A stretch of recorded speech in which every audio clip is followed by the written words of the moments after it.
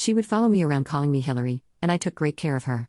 By the time she was in elementary school, she was so cute that she received offers to become a child model or entertainer from various magazines. This adoration, however, became painful for me as I entered middle school. Scouts who came to sign Megan would want to see me but lost interest in me instantly. Her friends openly stated how different we looked. Gradually, I began to feel the pain of hearing from others that Megan is cute but her sister isn't.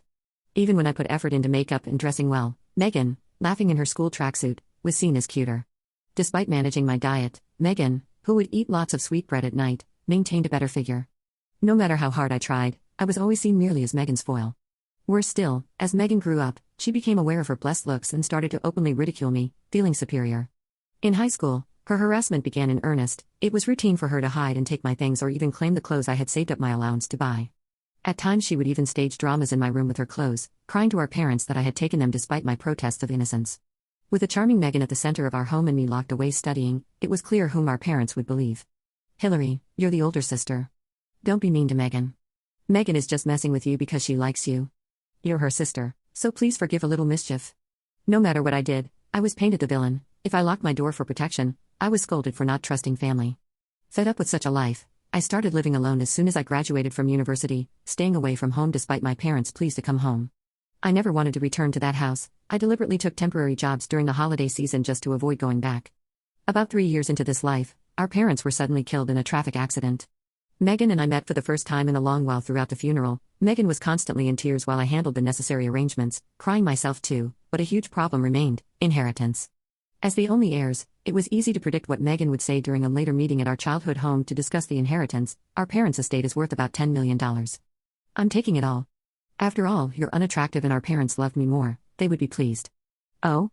Want some money for plastic surgery? I didn't want it. Megan was surprised by my response, but no matter how much I thought about it, I didn't desire the inheritance. There was no time to mourn our parents, overwhelmed by managing relatives, subordinates, and business partners who attended the wake and funeral, and hearing comments like, huh? Are they sisters?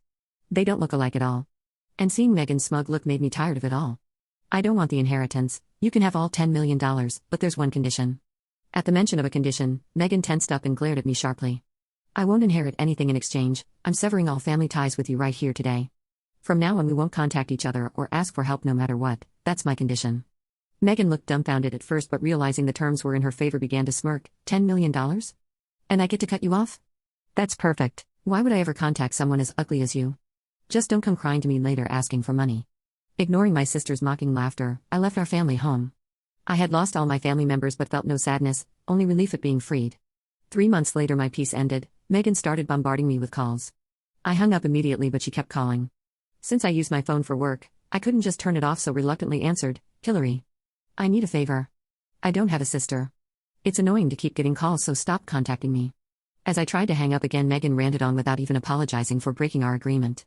Afterward, I tried to spend mom and dad's savings, but a friend who works at City Hall asked if I had consulted about the inheritance tax. It's inheritance. If their daughter received dad's money, right? But do I have to pay taxes just for receiving dad's money? When I told my friend that I would inherit $10 million, she said, you should consult a lawyer. But I didn't know anything about lawyers, so I want you to handle it for me. Her absurdity gave me a headache, but it wasn't worth the trouble to argue. Instead decided to tell her only the facts. As for the inheritance tax, you don't have to pay in this case since the amount is under $1.4 million.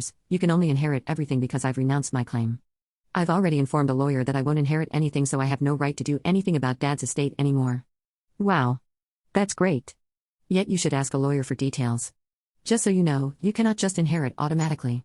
When a person dies, his property passes to his personal representative, who then distributes the deceased person's assets after. You can click on Share More to see if there is a part 2. Update. My greedy sister demanded the entire $10 million inheritance after our parents died in a car accident. I said, okay, but this is the last time you'll hear from me. Never contact me again. Her response? That's perfect. But 3 months later. Part 2. Deducting the inheritance tax. If money in the bank is held only in the deceased person's name, then family members usually cannot access it until probate is granted to the personal representative. You got it anyway. Don't contact me again.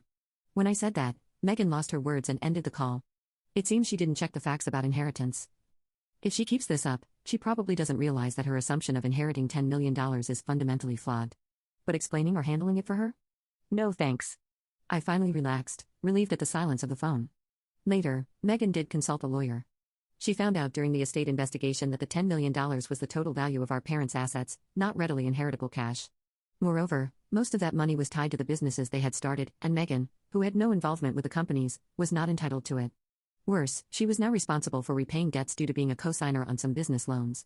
How much of the inheritance can I actually receive? She asked as she offset the debts against the assets. The inheritance amount dwindled. Panicking, Megan clung to the lawyer after being told she would only receive about $1 million. She kept calling me in tears. Hey Hillary, I'm only getting $1 million. This doesn't make any sense. That's still a lot of money, like winning a lottery. Didn't I say not to contact me anymore? Despite the substantial amount, Megan, who had expected $10 million, became a nuisance with her frequent crying calls. And Megan's troubles didn't end there. Even though her inheritance was nowhere near $1 million, rumors spread that she inherited $10 million. She was hounded by unknown relatives and so-called friends asking for money. Even stalkers and extortionists appeared. Hillary, help me. Where are you now? I'm suffering so much. Her screams filled the voicemail on my phone. Judging by the content, Megan had probably visited my old apartment, but I had already terminated the lease and moved out. With no other way to reach me, she kept calling and leaving messages. She eventually went to the police, but since she herself had boasted about inheriting $10 million from our parents and suddenly started gifting designer bags to her friends, it was a self-inflicted situation. As expected, the rumors had spread. The police were at their wits' end but eventually strongly advised her to move. Hillary, I've met the man of my dreams. Peter doesn't know about the inheritance and truly loves me. One day, the tone of her voicemail shifted from crying to cheery. I suspected a scam, and sure enough, the man Megan met by chance and started dating, named Peter, proposed they move in together after learning she had substantial money in the bank. He advised against the bank's risks and suggested keeping the money in a safe at home. Megan ignored the bank's warnings and closed her account, converting most of her inheritance into cash which she stored in the safe. The next day, the safe was empty and Peter never returned. I was deceived. Peter was only after the money. This is the worst. My whole life is the worst. Hillary. Why aren't you answering the phone? Why won't you help me? It's because of such an attitude that you're ugly. Megan's chaotic voicemail messages kept coming in regularly. Why wouldn't she be suspicious of a man who just after meeting her and learning about her savings immediately told her to close her bank account and turn everything into cash? Instead of calling me, she should have been more cautious about her surroundings. Hillary. Where are you? Let's live together. Strangers come to my place every day. Help me. It seems Megan moved back to our old house after she could no longer afford the rent for the luxury apartment she had rented for her extravagant lifestyle. Now that she's back, self-proclaimed relatives who found out are constantly visiting her, claiming that the house is too big for her to live in alone and that she should live with them, which is driving her mentally exhausted. Twice a day, she leaves voicemail messages begging for my help. Finally, I made up my mind. Hello? Aren't you tired of leaving these annoying messages every day? Are you that bored? One day I answered a call from Megan and she seemed shocked to hear my voice. Hillary. Help me. I hate this life. I want to live with you. Where should I go? No. I made a promise with you, remember? I announced the inheritance in exchange for you never contacting me again. How many times have you broken that promise? I'm sorry. I'm really sorry. Please come and get me. I can't stand this anymore. Please help. Megan seemed not to understand my words, only repeating her pleas for help. I said no. The reason I picked up the phone is that this is the last time I'm changing my number, so it's useless for you to call this one anymore, you're just wasting your money on call charges. Let me tell you, I'm feeling really good right now. A nasty person who always lied and put me down has cut ties and destroyed herself. I'm going to live happily, so you better do your best too. Megan's screams echoed over the phone. I thought I heard her begging for forgiveness and asking for help, but that no longer concerns me. I had renounced my inheritance as Megan wanted and kept our promise by not contacting her, yet she ruined herself on her own. The thought of never having to be in contact or compared with my sister again filled me with relief. I hung up the noisy phone, turned it off, and headed to the mobile shop in high spirits. Since then I've been commuting to work from my new home, improving my skills and rapidly advancing in my career. My boss commented, "You used to get down comparing yourself with others, but that's gone now." My colleagues noted at lunch, "You used to say things like I'm just. But you don't anymore, you seem brighter and more approachable." Finally, I've come to appreciate myself without comparing myself to others. Although I no longer have any family, I'm living a content and happy life.